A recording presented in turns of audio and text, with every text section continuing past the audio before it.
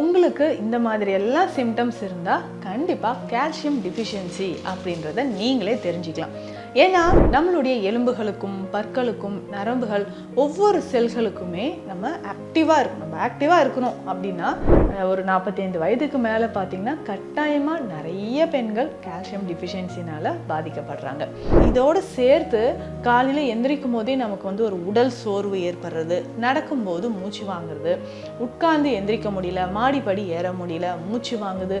Calcium பாலில் இருக்குங்க. அதை விட அதிகமான கால்சியம் இருக்கக்கூடிய உணவுகள் என்னென்ன, யார் யார் என்ன உணவுகள் எடுத்தால் கால்சியம் டிஃபிஷியன்சிலேருந்து தப்பிக்கலாம்? ஹெல்த் கஃபே தமிழ் வியூவர்ஸ் அனைவருக்கும் வணக்கம். நான் டாக்டர் நித்யா, சித்தா ஃபிசிஷியன். இந்த பதிவில் நம்ம என்ன பார்க்க போகிறோம், நிறைய பேருக்கு இருக்கக்கூடிய ஒரு பிரச்சனை தாங்க. உங்களுக்கு இந்த மாதிரி எல்லா சிம்டம்ஸ் இருந்தால் கண்டிப்பாக கால்சியம் டிஃபிஷியன்சி அப்படின்றத நீங்களே தெரிஞ்சுக்கலாம். ஏன்னா நமக்கு இந்த கால்சியம் டிஃபிஷியன்சி இருக்கா அப்படின்றதே நிறைய பேருக்கு தெரியாது. என்னென்ன பிரச்சனைகள் நம்ம உடலில் வருது, கால்சியம் ஏன் முக்கியம் அப்படின்னா, நம்மளுடைய எலும்புகளுக்கும் பற்களுக்கும் நரம்புகள் ஒவ்வொரு செல்களுக்குமே நம்ம ஆக்டிவாக இருக்கணும் அப்படின்னா முக்கியமாக கால்சியம் ரொம்ப ரொம்ப அவசியங்க. இதனோடு தான் மற்ற சத்துக்களும் நமக்கு தேவைப்படுது. இப்போ கால்சியம் குறைபாடு இருந்துச்சுன்னா நம்ம உடலில் எந்த மாதிரியான அறிகுறிகள் தெரியும்? இப்போ கால்சியம் டிஃபிஷியன்சி, அதுவும் பெண்களை அதிகமாக குறிவைத்து தாக்கக்கூடிய ஒரு பிரச்சனை இந்த கால்சியம் டிஃபிஷியன்சின்னு சொல்கிறது. ஆஃப்டர் மெனோபாஸ்க்கு அப்புறம் ஒரு 45 வயதுக்கு மேலே பார்த்திங்கன்னா கட்டாயமாக நிறைய பெண்கள் கால்சியம் டிஃபிஷியன்சினால் பாதிக்கப்படுறாங்க. அதாவது நமக்கு திடீர்னு நல்ல தலைமுடி உதிர்தல் ஏற்படுதுன்னு வச்சுக்கோங்களேன். அதிகமான தலைமுடி உதிர்தல் பிரச்சனை இருக்கும், ஃபஸ்ட்டு பாயிண்ட்டு.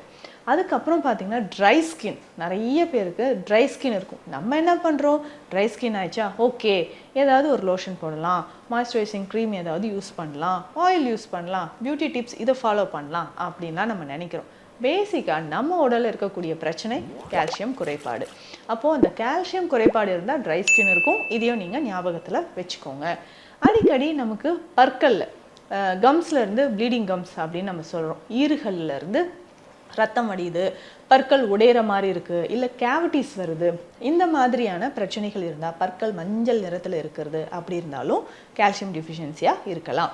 நகங்கள் ஈஸியாக உடையிற மாதிரி இருக்கும், கை வச்சாலே உடையிற மாதிரி இருக்குது, பேப்பர் மாதிரி அப்படியே எனக்கு எடுத்துக்கிட்டே வருது நெகம் அப்படின்னாலோ, நெகத்தில் ஒயிட் கலரில் சின்ன சின்ன டாட்ஸ் இருக்கிற மாதிரியோ, இல்லை நீளமான ஒரு லைன் நெகத்தோட ரூட்லேருந்து நீளமாக டிப் வரைக்கும் ஒரு நீளமான ஒரு லைன், ஒரு கோடு மாதிரி ஒரு அமைப்பு தெரியறது, இல்லை நகங்கள் கருத்து போகிற மாதிரி இருக்கிறது.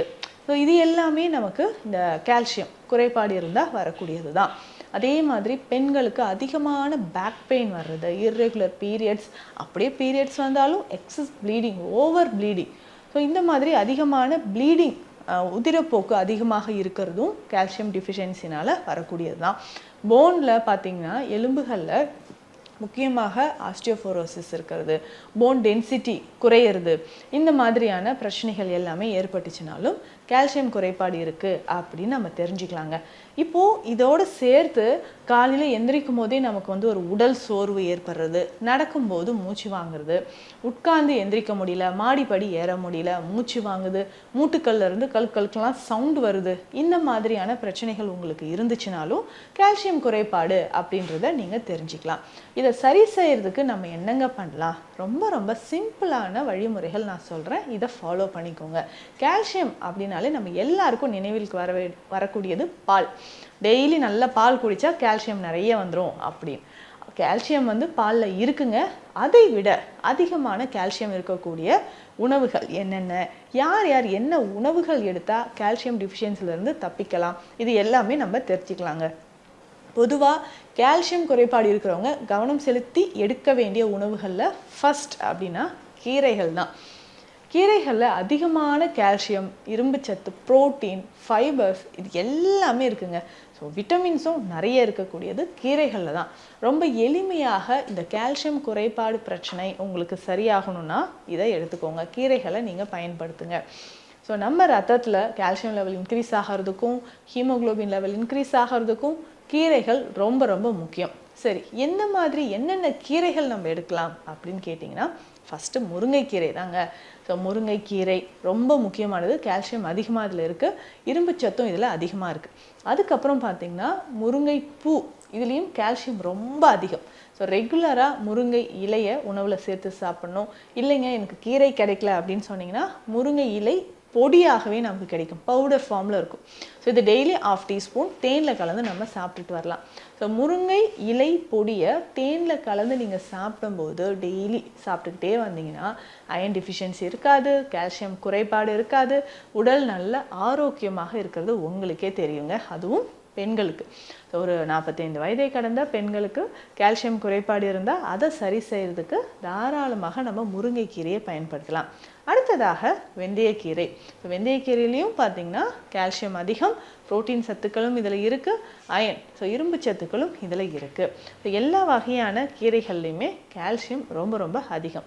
அதுக்கப்புறம் இந்த கால்சியம் டிஃபிஷியன்சி இருக்கிறவங்க நல்லெண்ணெயில் சமைச்சு சாப்பிட பழகிக்கோங்க.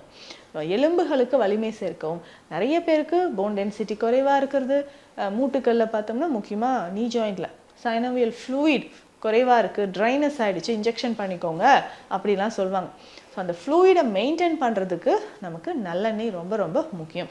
நல்ல சுத்தமான நல்லெண்ணெய் டெய்லி காலையில் 10 ml நம்ம குடிச்சிட்டும் வரலாம். அந்த மாதிரி குடிக்கும்பொழுது உடல் முழுவதும் மூட்டுக்களில் இருக்கக்கூடிய வலி நல்லாவே நமக்கு குறைய ஆரம்பிச்சிருங்க. கண்டிப்பாக இதையும் ட்ரை பண்ணி பாருங்கள். அதே மாதிரி கருப்பு எள்ளு. ஸோ கால்சியம் டிஃபிஷியன்சி இருக்கா, கவலையே வேண்டாம். டெய்லி நான் கால்சியம் டேப்லெட்ஸ் போடுறேன், விட்டமின் டி எடுத்துக்கிறேன் அப்படின்னு சொல்கிறீங்க. அதுக்கு பதிலாக கருப்பு எள்ளை பயன்படுத்தி பாருங்கள். கருப்பு எள்ளு பொடியாக நம்ம செய்யலாம், எள்ளு துவையலாக செய்து சாப்பிட்லாம், முளைக்கட்டிய எள்ளு நீங்கள் பயன்படுத்தலாம். ஸோ இது பெஸ்ட்டு. நம்ம உடல்லையே கால்சியம் அதிகமாகிறதுக்கும் இரும்பு சத்தை மெயின்டைன் பண்ணுறதுக்கும் நமக்கு எள்ளு பயன்படுதுங்க. இது ரொம்ப சிறப்பான ஒரு உணவாக இருக்கும். கண்டிப்பாக இதை எடுத்துக்கோங்க. ஸோ எள்ளோட கருப்பட்டி சேர்த்து சாப்பிடும்பொழுதும் நமக்கு கால்சியம் உடலில் நல்லாவே தக்க வைக்கப்படுது அப்படின்னு சொல்லலாம். இதை தாண்டி வேறு என்ன நம்ம எடுக்கும்பொழுது கால்சியம் கரெக்டாக நம்ம உடலில் மெயின்டைன் ஆகுது அப்படின்னு கேட்டிங்கன்னா, சீட்ஸ் விதைகளை நீங்கள் பயன்படுத்தலாம். பூசணி விதை, வெள்ளரி விதை, சூரியகாந்தி விதைகளை நம்ம தொடர்ந்து பயன்படுத்திக்கிட்டே வரலாம். இதை எப்படிங்க எடுக்கலாம் அப்படின்னு கேட்டிங்கன்னா, எல்லாத்தையுமே ரோஸ்ட் பண்ணி பவுடர் பண்ணிக்கலாம், ட்ரையாக ஃப்ரை பண்ணி பவுடர் பண்ணிக்கலாங்க. காலையில் 2 ஸ்பூன், ஈவினிங் 2 ஸ்பூன். ஸோ காலை மாலை 2 வேளையும் ஒரு 2 ஸ்பூன் நம்ம பயன்படுத்திட்டு வந்தாலும் நம்ம உடலில் கால்சியம் குறைபாடு கண்டிப்பாக மறைய ஆரம்பிக்கும். தினம்தோறும் மோர் சேர்த்துக்கோங்க. ஸோ உணவில் மோர் சேர்த்து சாப்பிட்றது நல்லது. அதே மாதிரி இளநீர், ஸோ இளநீர் குடிக்கிறதும் உங்களுக்கு ரொம்ப ரொம்ப நல்லது. அதே மாதிரி வலிகள் இருக்குது, மூட்டு வலி இருக்குது, கால்சியம் டிஃபிஷியன்சி இருக்குது அப்படின்னா சித்த மருத்துவத்தில் சங்கு பற்பம் அப்படின்ற ஒரு மெடிசன் இருக்குங்க. இதை நீங்கள் மருத்துவர் ஆலோசனைப்படி பயன்படுத்தலாம். ஒரே ஒரு சிட்டிகை அளவு மிளகு அளவு. ஸோ இதை டெய்லி தினம்தோறும் எடுத்துகிட்டு வரும்பொழுது நம்ம உடலில் இருக்கக்கூடிய கால்சியம் பற்றாக்குறை குணமாகுது. அதே மாதிரி மூட்டுக்களில் ஏற்படக்கூடிய வலிகளை குறைக்கவும் இரத்த ஓட்டத்தை சீராக்கவும் இது நமக்கு பயன்படுது. இன்னும் ஒரு சிலருக்கு கால்சியம் டிஃபிஷியன்சினால் அதிகமான தோல் சார்ந்த பிரச்சனைகள், தலைமுடி உதிர்தல் ஏற்படுறது, இது எல்லாமே இருக்குங்க. இதை சரி செய்கிறதுக்கு நம்ம ரெகுலராக இந்த மாதிரி உணவுகளை எடுத்துக்கலாம். அதே மாதிரி சித்த மருத்துவத்தில் இருக்கக்கூடிய அஸ்வகந்தா சூரணம், இது பேசிக்காக நம்ம பயன்படுத்தக்கூடிய மூலிகைகள் தான். இதில் இருக்கக்கூடிய மூலிகைகள் எல்லாமே நம்ம மூட்டுக்களுக்கு வலிமை சேர்க்கக்கூடியதுங்க. தாராளமாக இது எடுக்கலாம். ஒரு 1/2 டீஸ்பூன் பாலில் கலந்து காலை இரவு 2 வேளையும் நம்ம பயன்படுத்திகிட்டே வரலாம். இதை தாண்டி இன்னும் கால்சியம் அதிகமாக இருக்கக்கூடிய உணவுகள் எதெல்லாம் நம்ம பயன்படுத்தலாம் அப்படின்னா, நீங்கள் மஷ்ரூம்ஸ் எடுத்துக்கலாம். ஸோ காளான் வகை உணவுகளை எடுத்துக்கலாம். காளான் சூப் மாதிரி பயன்படுத்திட்டு வரலாம். நான் சொன்ன மாதிரி எள்ளு, இதனோட பிரண்டை, வல்லாரை, கீழாநெல்லி, கரிசலாங்கண்ணி, இந்த மாதிரி மூலிகைகள் எடுக்கும்பொழுதும் நம்ம உடலில் கால்சியம் டிஃபிஷியன்சி கொஞ்சம் கொஞ்சமாக மறைய ஆரம்பிக்குதுங்க. இந்த பிரண்டையெல்லாம் பார்த்திங்கன்னா நம்ம உடலுக்கு மட்டும் இல்லை, எலும்புகள், நரம்புகள், இந்த கால்சியம் டிஃபிஷியன்சிலாம் காணாமல் போகணும் அப்படின்னா பிரண்டை எடுத்துக்கலாம். பிரண்டைக்கு வஜ்ரவள்ளி அப்படின்னு ஒரு பெயர் இருக்குது. வஜ்ரவள்ளி அப்படின்னு சொல்லக்கூடிய இந்த பிரண்டையை பொடியாக்கி நம்ம பயன்படுத்திக்கலாம். அதே மாதிரி தினம்தோறும் நம்ம என்ன பண்ணலான்னா, 1 கப் அளவுக்கு சுண்டலில் புரோட்டீன் தானங்க இருக்குது அப்படின்னு கேட்டிங்கன்னா, இந்த புரோட்டீன் நீங்கள் எடுக்க எடுக்க தசைகளும் எலும்புகளும் வலிமையாக ஆரம்பிக்கும்.